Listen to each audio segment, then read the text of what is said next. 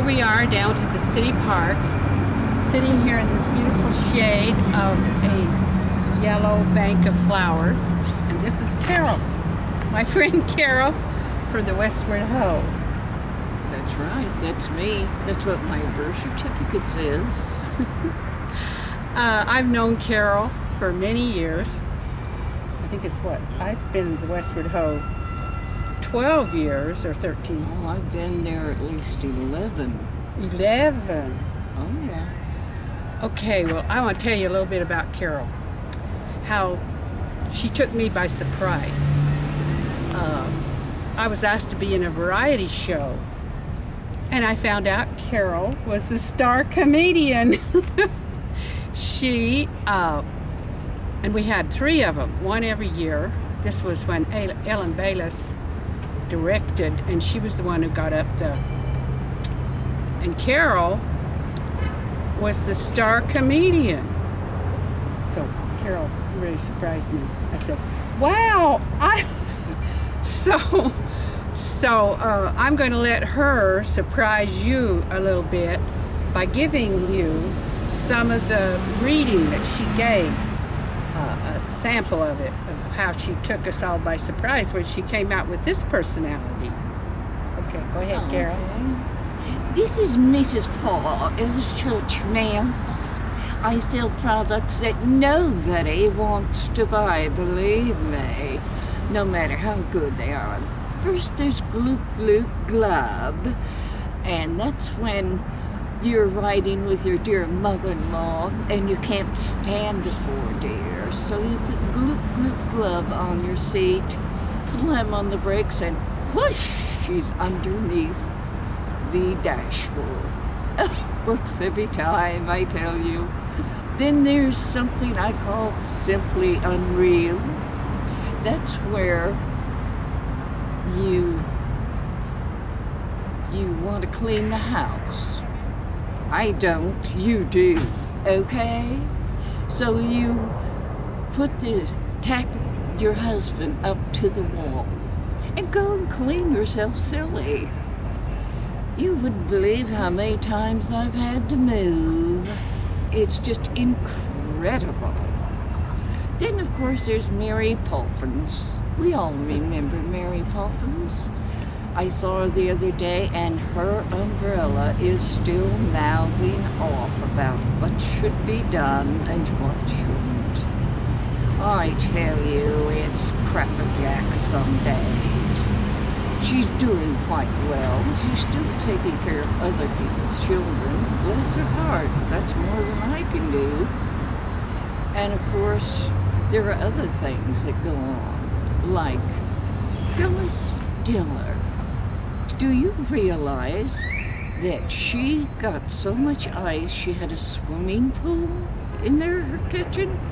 Kids come over all the time and just absolutely have a blast. She can't open the door, she can't cook the meals, but so what? Who cares? Who wants to do that stuff anyway? I do not think so.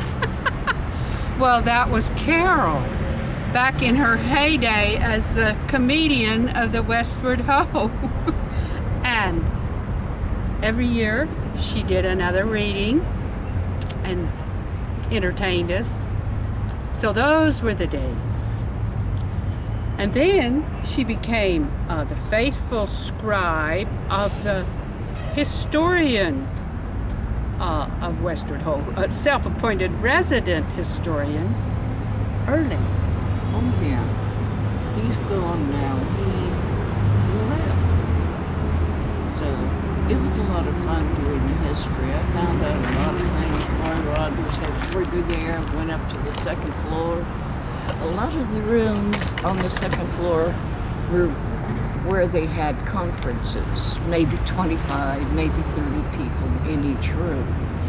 Of course, then the ballroom is the dining room. The pool room was the bar. They had a lot of things going in those days, like Fiddler on the Roof and other things they could do to entertain their guests. We had the Boy Scouts, the Girl Scouts, the Eagle Scouts. We even had the American Rose Society.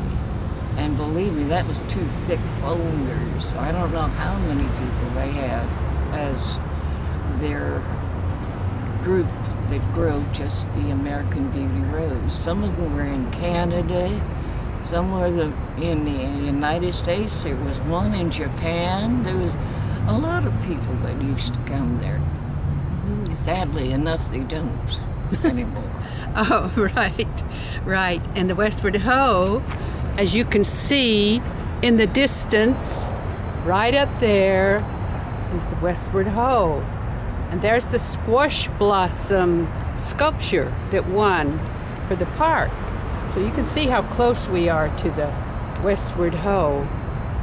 And of course, Carol was Erling's Girl Friday, working away, recording all of these, a history of all of these events. I used to look over there and see you working so hard, and I'd think, oh, gosh. Yeah, 4 and 5 hours some days at a time. 4 or 5 hours, and now suddenly Erling is gone, right? Oh, yes. We don't even know what happened to him, but all the work that you and he did on the history of the Westward Ho is over there somewhere. I don't know where, but I hope that all that work wasn't in vain, don't you? Oh, you and me both. I got burned out on that, let me tell you. Oh. I finally just said, look, I've got to take some time off. My brain is fried. And I did take some. When I came back, I tried to start it up, and they decided to let maintenance have the room, so.